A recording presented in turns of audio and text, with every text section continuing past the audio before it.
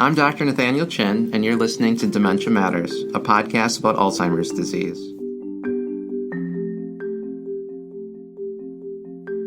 Dementia Matters is a production of the Wisconsin Alzheimer's Disease Research Center. Our goal is to educate listeners on the latest news in Alzheimer's disease research and caregiver strategies. Thanks for joining us. On today's episode of Dementia Matters, we are going to talk about exercise and brain health. My guests are both exercise physiologists and research specialists working in the Okonkwo Lab at the Wisconsin Alzheimer's Disease Research Center. Sarah Lowe's conducts maximal graded exercise testing on research participants and coordinates the FAB and life studies. She received her bachelor's degree in kinesiology from UW-Eau Claire and her master's degree in human performance with an applied sports science emphasis from UW-La Crosse. Max Gaitan is the site coordinator for the EXERT study, an NIH-funded clinical trial of the exercise training for mild cognitive impairment. Max completed a bachelor's in kinesiology and a master's in exercise physiology at the University of Virginia, where he studied exercise as prevention and treatment for metabolic diseases. Well, welcome both of you. Thanks for having us. To start, I would like for you to clarify some of the terms that are often used in exercise research. What is the difference between exercise and fitness, and where does physical activity fit into these concepts? Well, exercise is really a behavior, while fitness is a characteristic of the body. And in terms of physical activity, it's also a behavior, but there is a distinction that's really important between physical activity and exercise, and that is that physical activity is anything that you do to move your body, whereas exercise is structured and repetitive and an intentional behavior. So physical activity is the general broad category, and you would say exercise fits underneath that specific one? Exactly. Okay. And so a person can be, if you're exercising, you're having physical activity, but it doesn't work the same way. Physical activity may not always be exercise. That's correct. And it's a really important distinction because exercise is known to have specific benefits to the body and to health and to the brain that physical activity doesn't necessarily have. Okay, and that's why all these research publications coming out specifically address exercise and not necessarily physical activity. Exactly. And that's why a lot of exercise trials and studies that are coming out are focused on an exercise intervention itself rather than just counting, how much physical activity a person is actually getting. Okay. And so, these are very specific things that you guys are looking at when we talk about exercise and brain health, but you're not saying that physical activity is bad, just that it may not be enough or it's not specifically being looked at. So in our lab, we have actually looked at physical activity itself, and in one of the studies, it was determined that physical activity did help risk for developing Alzheimer's disease. And this is looking at physical activity, not fitness levels. So we tracked individuals' physical activity throughout a week using an actigraph device. So it's an accelerometer, kind of like a Fitbit, that people wore. And then based on their activity, we could split them up into different groups. And we found that moderate intensity physical activity had the most benefits. Oh, okay, so this has been looked at. Because I talk to my patients about physical activity, I intentionally don't use the word exercise, but I know that you guys will be talking about exercise specifically today. So physical activity is still a good thing. Yes, yeah. There's just little differences between physical activity and fitness. Although physical activity can lead to increased fitness, there are other factors that contribute to someone's fitness level. So they are slightly different, even though they're related. No, I think that's important for our listeners to know, because even though we're talking about exercise at times in this podcast, physical activity, regardless of how intense it is still better than sitting and not being active. Absolutely, yeah. One of the main arguments for physical activity in the world of Alzheimer's disease is its potential to contribute to resilience, or what we refer to as a cognitive buffer. So if you could share with us what is meant by this term buffer and resilience, and what it means to an aging brain. So what we mean when we talk about resilience or cognitive buffer, first we need to understand that Alzheimer's disease, there's different pathology going on in the brain, so we have increase in proteins, but then there's also the clinical aspect where we see symptoms occurring. And what we have found in some autopsy studies is that people will have these proteins in the brain, but they never showed any of these symptoms that we would see. So from that, what we were able to kind of think about is that some people are able to handle these proteins being in their brain and not show the symptoms. So there's something there that either delays the onset or can change the course of the disease itself. And there's things such as sleep, diet, social engagement, physical activity or fitness, brain engagement, things like this that may be related to this resilience. So then what does the literature currently show for things like exercise and brain health? Well, it in part depends on what population you're talking about. So, for example, there seems to be great benefit for people who have normal cognition. In terms of even improving, say, executive function, which is a specific part of cognition. But we also know that across the board, across all populations, that exercise increases blood flow, which is really good for the brain, that it increases brain plasticity, which is how the brain cells and neurons talk to each other. We also know that it seems to be important for an exercise program to improve someone's fitness to actually deliver these changes to the brain. When you say executive function, now in my clinic I'll often say that's our ability to multitask, to plan, to organize, to do a sequence of things correctly, and that's what you're referring to. Right. So when people exercise, and oftentimes I feel this way after I'm done, I feel like my thinking is just better. I'm able to get ideas quicker and get things done in a more efficient way. So in essence, that's what you're talking about. Mm-hmm. And so originally studies would examine these cognitive changes after just one bout of exercise. But then researchers started looking at more longitudinal changes, so they would do exercise interventions and then measure cognition before and afterwards. So it's not just one exercise session, which is good, although that's true. It's really the cumulative effect over time that seems to be most beneficial. But I noticed that you didn't mention memory as a potential benefit. So has exercise not shown a specific benefit for our memory function? A recent study that came out just a few weeks ago showed that an exercise training program of about 1 year increased the size of the hippocampus among people at risk for Alzheimer's disease. The hippocampus is the memory center of the brain. And we've actually found in our own center as well that individuals, as they age, we can see benefits to physical activity on their memory scores and, again, this hippocampus. So we broke people up into physically active and physically inactive, and those who were physically active had a greater hippocampus volume. They also had higher memory scores compared to their inactive peers. Well, so it sounds to me like now physical activity or exercise specifically can help with your executive function, your memory, your attention. I know personally, well-being. So there's a lot of benefits to this, and science is starting to show that. Exactly, and that study I was just talking about also looked at what we call glucose metabolism, so the brain's fuel, and again, the individuals that were physically active were able to utilize the brain's fuel much better than those that were inactive, and that amyloid protein that's linked to Alzheimer's disease, physically active individuals had less of that throughout the years compared to their inactive peers. Well, so you two are a part of a very important lab here at the ADRC, and the Okonkwo Lab is really helping lead this push into exploring physical activity, exercise, and Alzheimer's disease.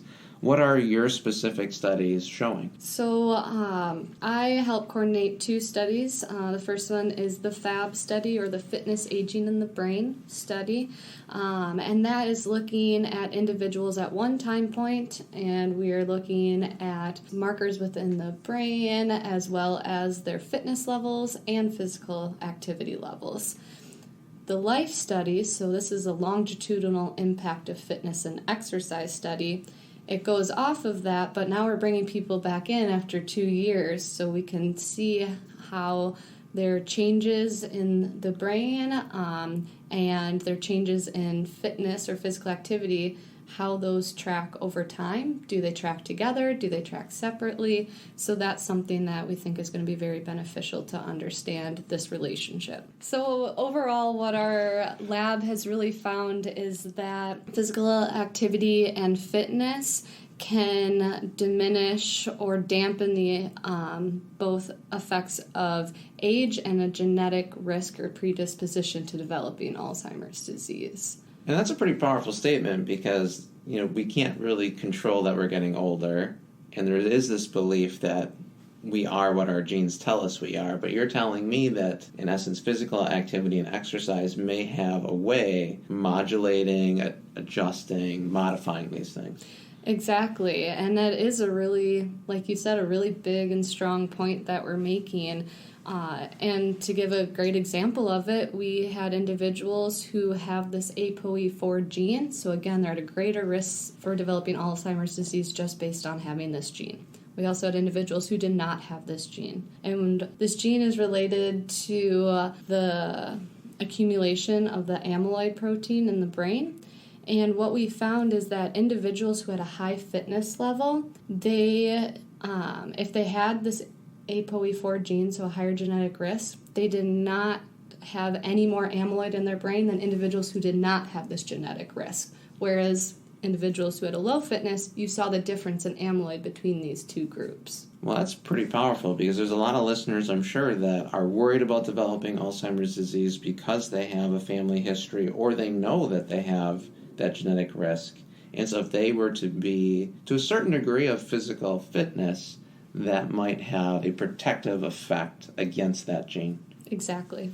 So what other studies are being conducted in the Okonkwo Lab? So there was one that we conducted a few years ago, and it was actually an exercise intervention. So it was a 6-month exercise program where our participants were exercising 3 times a week for about 50 to 60 minutes per session. So they were really meeting the national public health guidelines for exercise. And what we found is that after that program, those people that increased their fitness level, their cardiorespiratory fitness, had better uptake of glucose in the brain, which is the brain's preferred fuel. They were also able to utilize that fuel better. So in essence, physical activity and exercise enhance the brain's ability to function. Right, exactly. And along with that, we actually found that they improved on their executive functioning too. Again, a test of cognitive function.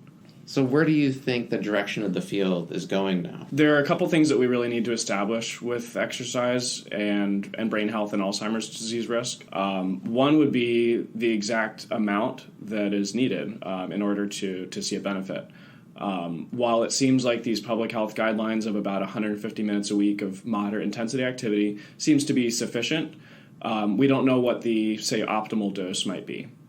Along with speaking about dose, we need to establish what intensity of exercise is best and maybe even what paradigm is best. In other diseases, exercise trials have established that, for example, maybe high-intensity interval training is better than continuous moderate training. That hasn't been studied in Alzheimer's disease yet, and it's very possible that one paradigm of training might be better than another. So we still need to figure out total duration and the intensity of it. Because that leads me to my next question, which I know many of my patients and our listeners have, which is there a particular activity that is better for the brain than another one? At this point, what we can say is that studies that exist right now and from our lab show that a moderate intensity activity is sufficient. But it's really about repetitive and continuous motion. And so a great example of that is walking. Getting out for a 30-minute walk is absolutely perfect. If you can't get out for a full 30 minutes, we do know that about 10 minutes at a time is necessary to show benefit. So it's best to do, bouts of at least 10 minutes throughout the day. And to add on to that, with the research that has been done, most of it follows the American Heart Association guidelines for meeting the minimum recommendation for physical activity, and that's going to be 150 minutes a week of moderate intensity exercise. So you can think about going out for a walk at moderate intensity, 30 minutes, 5 days a week. And that's all that we're asking for. So then, Sarah, can you define for us what moderate intensity means? Absolutely. So a great way to think about intensity is getting your heart rate up. And one way that we can measure this easily and kind of arbitrarily is something that we use called the talk test. So if you are exercising and you can sing, you are at a low intensity. Okay, your heart rate's kind of up, but not too much. If you can talk but not sing, then that means that you're at more of a moderate intensity. So again, your heart rate's up even higher at this point. And then if you can talk only a couple of words at a time before having to take a breath in, you're working at more of a high intensity, so your heart rate's even higher. Yeah, I'd actually like to jump in. So all this is to not discount, say, stretching, muscle strengthening exercises. We do know that those are important for overall physical health. So we definitely don't want to discount those, and those should be, incorporated into a healthy exercise routine too. That's a really good point, because we don't want anyone getting injured, because that would get in the way of them doing routine daily exercise. Okay. You two are entrenched in the field, and I notice that you're both fit appearing. So what is it that you do? And then I want you to end by telling me, what do you tell your family members to do? Well, I've been a triathlete for a number of years, so I train for triathlons. I spend a lot of my time swimming, biking, and running. I do my best to work in muscle strengthening activities when I can. And I keep engaged by, being active with friends as much as I can too. The social aspect is big to me. Yeah, so I have been a runner my whole life, so I continue to run, but again, I incorporate the weightlifting exercises into that as well, and also just, as Max said, going out and doing activities that aren't necessarily at the gym, so going on a hike to Devil's Lake, or going kayaking, for an afternoon. Just things like that are how we stay active as well. So it seems like you guys have a nice balance of intentional exercise, the way we traditionally think of it, but then really trying to be active, just mobile when you're not exercising. Yeah, and sometimes I absolutely love my triathlon training, and some days I'm not super motivated to do it. So on those days, maybe I'll kind of force myself to, but I'll still get out and do something that I want to, like going for a kayak or going for a walk. Okay, well then to end, what do you say to your family members? Because they're not in their 20s and 30s, and they're not triathlons or long-distance runners. Yeah, I really encourage them to be as active as they can, and I think the social aspect of exercising is really important. So, for example, my parents have been going to exercise classes with their neighbors at the local gym, and finding a lot of benefit from that. Yeah, I also tell my family members to just find something that they like to do, because you're going to be more willing and wanting to go do this exercise if you enjoy doing it. So, for example, my mom and dad both love to swim, so they go and they swim. My dad will go on the elliptical because he likes that. My mom doesn't, so she goes on the treadmill. So things like that. There's not a one method fits all for everybody, so just do what makes you happy. Well, I think with that, I'd like to end and thank you both for being on our podcast today. Thank you. Yeah, thanks so much, Nate.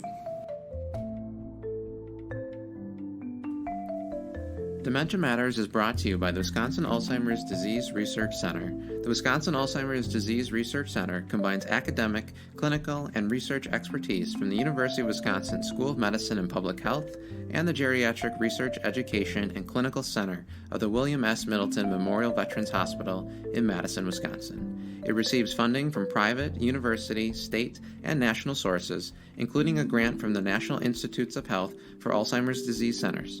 This episode was produced by Rebecca Wazaleski and edited by Bashir Adin. Our musical jingle is Cases to Rest by Blue Dot Sessions. Check out our website at adrc.wisc.edu. You can also follow us on Twitter and Facebook. If you have any questions or comments, email us at dementiamatters@medicine.wisc.edu. Thanks for listening.